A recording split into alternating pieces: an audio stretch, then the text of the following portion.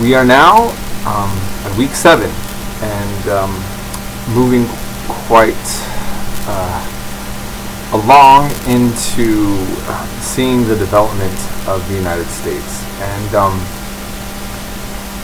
I really hope that you all are actually enjoying this right now. And I want you to remember too, I have some students that actually have attachments to, in other words, as patriotic Americans who love certain leaders or maybe have favored the legacy of some. And I might be taking a harder position on some of those characters or whatever. But ultimately, what I'm hoping you are all seeing is that we Americans have been having this debate since day one. I say that kind of in some of my lectures, which is out of any nation state, when what you do is you get enough people who agree enough that they want to keep the whole thing together and they want to see themselves as together in some sort of a kind of a nationalist vision. And then within that, there's usually some sort of infighting about, what should that look like? What should I consider to be the good parts and the bad parts? And what leaders do I think represented that better than others? So we debate, and we have value judgment differences about characters. We saw that Thomas Jefferson. It was interesting for me to read so many of your discussions. I really enjoyed them because I saw in my 2 classes, because I have 2 of you now for 101, so this announcement goes to 2 classes for my U.S. history. And in some of the classes, some people were really hard on Jefferson, harder than I think I was, and then others really looked at his legacy quite different, and they still saw him to be an important statesman that they wanted to embrace. That was fascinating to me to just kind of look and see how you guys all approached the topic, in various ways. And I'm glad that you're feeling comfortable enough with me to realize that you have a place to do that, and that I'm grading you guys based on your quality work, not on whether we have the same opinion, and that's how it's going. And so, thank you all for contributing your thoughts and speaking freely. And when I sometimes discuss, or sometimes I do a little bit of debates with some of you in the assignments that I grade, sometimes I don't write any comments, because I just want to give my thought. We don't have a face-to-face class, so I can't engage into a discussion that I'd like to have. And so I'm never expecting to have the last word, or you can just accept it and move on. But I hope you see that as me trying to contribute more to your education, to kind of challenge a certain point in which you are more than welcome to send me another opinion back if it comes to that.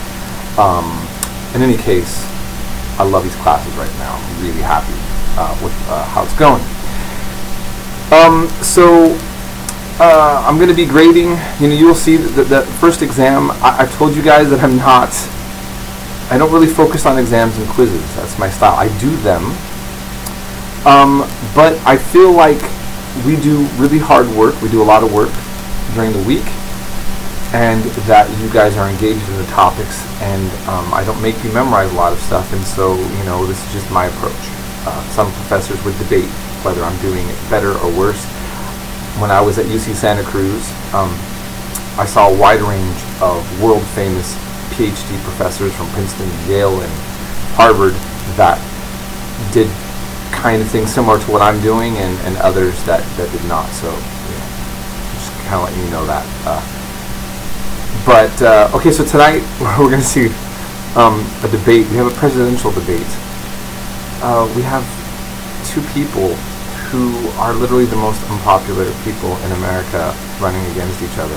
And I want to try to be fair and neutral on this, but it's kind of painful to watch. But as you're seeing, and you'll notice this week when you go over, and then we go into Andrew Jackson the next week, it's not the first time, by any means, that we've had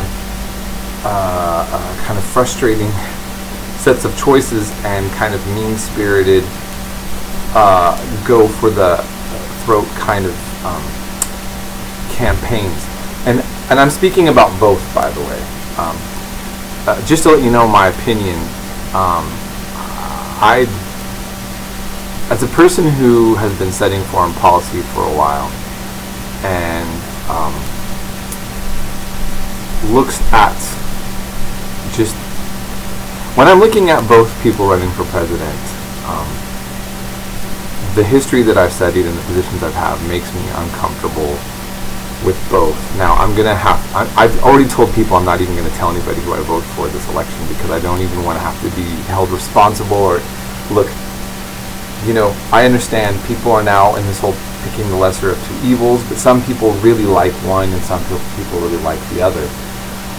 What I just want to say is this, that one of the differences that I would say between some of the legacies of presidents now compared to the time that we were going early on, is that I would argue we really are an official empire. And I feel like I could win that in a debate very easy with anybody, because it's just so easy to demonstrate. And it's odd, I showed you a clip earlier about the British historian who said, of course the U.S. is an empire. Duh, everybody knows that but people in the United States. In any case, because we are, it makes, on the world stage, our presidential elections really a lot more dramatic and a lot more people fearful. And there is a kind of fear almost being set out about like what is going on right now. I have a lot of friends and I meet people who do traveling and go overseas. Some of you may have the same experience. But I feel like what we need to think about as Americans is the fact that we have a lot of history that leads up to where we're at. And we're going to gravitate towards political parties and candidates that fit more of our values. But my big problem with the way I see politics being discussed in America is that people don't actually study what people have actually been doing their whole lives. Trump's been around. Hillary Clinton's been around. And you don't have to take just a partisan point of view to like really analyze how consistent or inconsistent either people have been and what their legacies are. And you can find a lot of neutral sources. And then I would argue that the same on, with the parties themselves. I'll just end on this note to say something that's interesting. When Obama was running, I was listening to AM radio stations a lot, and many of them were talking about this, he was going to be a radical commie socialist president. And then I saw that he was endorsed by The Economist, one of the oldest pro-capitalist, globalist magazines in the UK. And I thought, man, what is it that people in the top in the finance world are aware of to be confident that Obama would be better for capitalism than a Republican? And lo and behold, the legacy of Obama was very linked to finance. Now, I'm not trying to like push a particular political point. I'm trying to show how history, when we're looking at players and events, people get caught up in rhetoric and all this other kind of stuff that frankly is just BS, and that there's actual tangible things beyond conspiracy theories that kind of shows us that we're probably off a lot of times about, what our perceptions are about the who's doing what in politics. And sometimes, my mom used to say 2 wrongs don't make a right. And sometimes you don't necessarily have a choice that you would like, and people debate to stay away, to pick the lesser of the two evils, or some people just really find that the people who commit to certain ideas that matter to them are enough to make them admirable to them and to want to vote for them. But I think that we should be nice to each other. This election, as it gets ugly, many Americans are being polarized right now.